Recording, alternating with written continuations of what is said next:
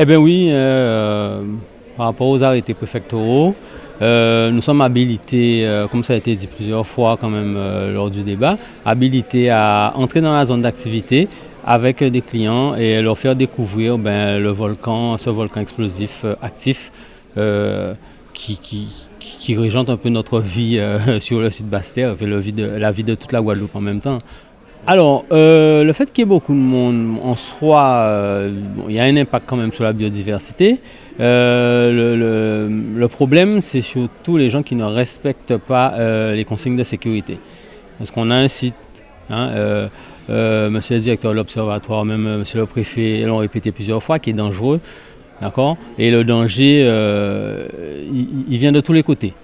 Nous, on sait où on doit marcher précisément. Quand on amène des gens en randonnée avec nous sur le massif, dans la zone d'activité, ils sont vraiment encadrés. Ils doivent marcher dans nos pas. L'activité, elle est profonde. On a des risques au sol. Il ne faut pas se promener dans la zone comme ça. Il faut vraiment marcher là où il faut. Oui, alors nous sommes souvent là-haut. Nous sommes à plusieurs habilités, une douzaine d'accompagnateurs en montagne habilités à être dans la zone. Donc c'est vrai qu'il y a quotidiennement du monde. Donc nous sommes les premiers à passer les appels de secours. Nous sommes formés au premier secours. Alors on est victime de tout cela. C'est vrai que la Soufrière, à un moment donné, on les comptait très peu les gens qui montaient là-haut. Mais aujourd'hui, c'est la vitrine. Le volcan, c'est la vitrine du parc national, c'est la vitrine de la Guadeloupe. Et le flux de visiteurs est très important. Alors on parle des touristes, mais il faut dire aussi que nous avons aussi nos touristes, aussi nos propres Guadeloupéens qui montent de plus en plus. C'est devenu. Alors il y a 30 ans de ça, on ne pouvait pas parler de randonnée. C'est quelque chose de tout nouveau. Et aujourd'hui, entre les associations de randonnée, cet engouement qu'il y a pour la découverte du territoire, on s'approprie de plus en plus le territoire. Donc c'est vrai qu'on est un peu victime de cela et on fait le travail qu'il faut. Donc aujourd'hui, on doit gérer le flux, la protection. Et donc on arrive quand même. Donc nous on est là, porteurs d'uniforme, pour faire respecter cette réglementation et surtout éduquer. Ça c'est très important, l'éducation. Donc nous tiennent la position. Alors c'est ce qu'il disait le directeur de l'observatoire ou peut-être même le préfet, je ne sais plus. C'est-à-dire que 100 personnes là-haut et on a eu de la chance. C'est que souvent on a des petites manifestations mais qui se passent de nuit. Et ça, on le découvre le lendemain. Les outils mis en place sur le dôme, parce que ce volcan est en surveillance permanente, donc 24 sur 24, avec une bonne centaine d'appareils de mesure en tout genre. Donc voilà, moins de petits mouvements, on le sait. Et on a cette chance que pour l'instant, on n'a personne sur place. Parce que c'est pour ça qu'on insiste. Les barrières de sécurité, ce n'est pas pour embêter, c'est pour bien faire comprendre qu'on évolue sur un gruyère. Sous nos pieds, on ne sait pas ce qui se passe et de plus en plus, on a des cratères qui se forment un peu partout. Il est vivant et on ne l'a pas dit, mais le fait c'est comme nous, on prend une boisson gazeuse, on fait des rots. Voilà, c'est un peu ça. Le volcan, en se manifestant comme ça, pour nous, c'est une très bonne chose, mais avec les risques que cela comprend. Et il y a du monde en même temps et avec une manifestation, c'est vrai que ça ne va pas être joli. Et voire avant, qui montre aussi le rôle et l'importance de bien préserver notre environnement.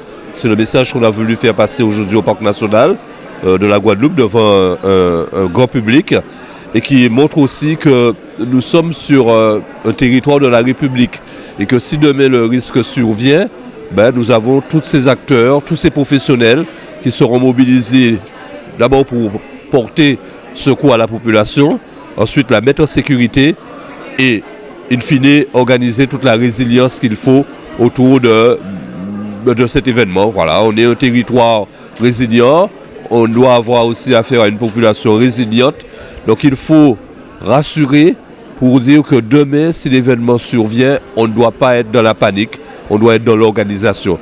Et c'est le message que le Parc national a voulu faire passer ce soir à travers ce film qui évoque pas mal de sujets, pas mal de points, pas mal de thématiques et qui nous permet de dire qu'on vit en Guadeloupe dans une zone à risque.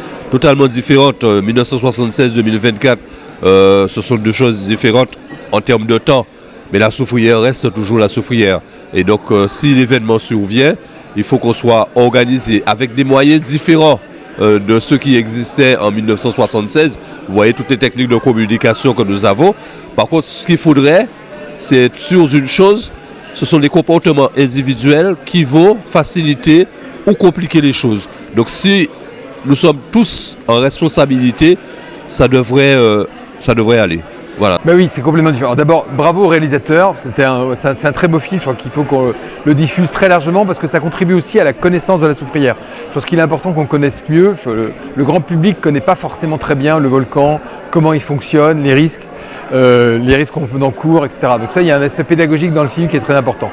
Et puis moi, j'ai beaucoup insisté sur le fait qu'entre 1976 et maintenant, on n'est pas du tout dans la même organisation. D'abord, on n'a pas la même connaissance scientifique du volcan.